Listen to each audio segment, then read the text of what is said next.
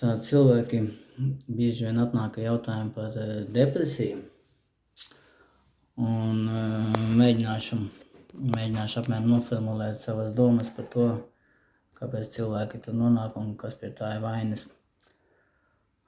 Te jautājums, kas man radās, ir par cilvēka vērtību. Cik cilvēks ir vērtīgs? No vienas puses mēs paskatāmies, ka cilvēks ir ļoti vērtīgs. Paskatāmies uz orgāniem un tā tālāk. Katrs ir ļoti vērtīgs un unikāls lietas, pirkstu nospiedumi, acu zīlītes un tā tālāk, pilnīgi unikāli. Un pretējā pusē mēs skatāmies, ka cilvēks ir pilnīgi nevērtīgs. Ja paskatāmies uz kariem un tā, ka tur vienkārši tā kā gaļas gabalus tur. Cilvēka vērtība būtiski tikai, runājot lodes vērtībām. Un te ir jautājums, kāpēc cilvēkam ir depresija? Varbūt, ka tāpēc, ka viņš skatās uz pasauli no tās puses, kur cilvēks ir nevērtīgs. Viņš neredz savu vērtību. Tāpēc, ka sistēmai viņš ir tikai viens no, bet tajā pašā laikā ir daži cilvēki, kuru vērtība, kurām viņš ir ārkārtīgi liela vērtība. Paņemsim kādu jaunieti, kuram 18 gadi, viņai investēs skolas, bērndārzi, viss ir mācīs. Un tad mēs pēkšņi paņemam uz armiju, uz karu, un tur viņa vērtība paliek tikai viena lode. Un tad tālāk jautājums ir, ka pēc Ērika Bērna katram cilvēkam iekšā tā kā 3 personības – bērns, pieaugušais un vecāks. Un sanāk tāda interesanta lieta, ka cilvēks var būt vainīgs tikai bērna pozīcijā. Tā kā viņš var spēlēties, var būt brīvs, var izpaust sevi, tad viņš ir laimīgs. Bet no sistēmas viedokļa tās cilvēks atkal nav vajadzīgs. Tāpēc, ka tad viņš ir nekontrolējams. Un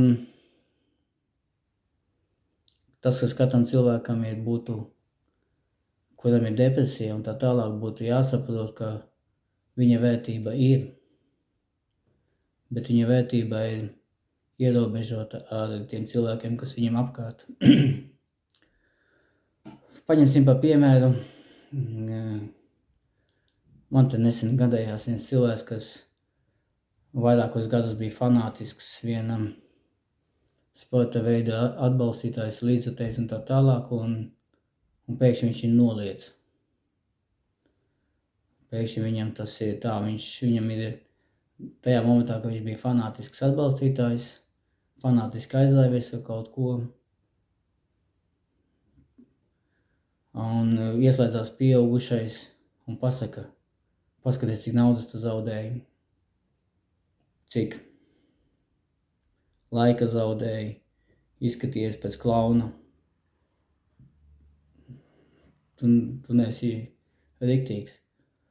Un tagad sanāk kas pa lietu, ka tajā momentā, ka cilvēks no bērna pozīcijas pāriet uz pieaugušā vai uz vecāka pozīciju, viņš sāk to bērnu noliegt. Jo viņš sāk sevi vērtēt no tām pozīcijām, no sasniegumiem, naudas, kaut kādiem citiem. Un ko darīt šajā situācijā? Vajadzētu no vienas puses cilvēkam nodemontēt daudzas lietas, kas viņam ir sabiedrības uzspiestas, lai viņš kļūtu laimīgs. Bet tad viņam jāpieņem lēmums. Jāpieņem lēmums atkal priecāties par dzīvi, kaifot no dzīves, vai arī dzīvot kā statistikai priekš sistēmas. Un kā praksa rāda pie cilvēkiem, tas jautājums nemaz nav tik vienkārši atrisināms.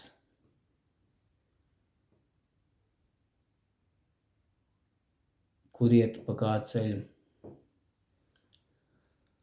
Jā, un ja mēs skatāmies, ka cilvēks izvēlās pieaugušā ceļu, pēc tam, ka viņš ir gājis pa bērnu ceļu, viņa pat reizēm seja pārvēršās.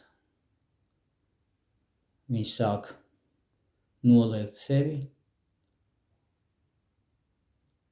rezultātā depresija, mostās, nezin, ko darīt, kāpēc darīt. Padomājiet. Tāda interesantas pārdomas radās strādājot ar klientiem.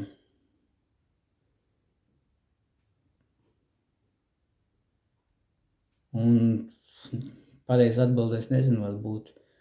Varbūt, ka var visas sabalansēt lietas, bet, ja mēs paskatāmies pēc loģikas, tā laimīgs cilvēks var būt tikai bērna pozīcijā. Bet tas nozīmē iet pret sistēmu, iet pret pārējiem un kļūt par smieklīgu, izsmieklu, par klaunu pasaulē. Interesanti.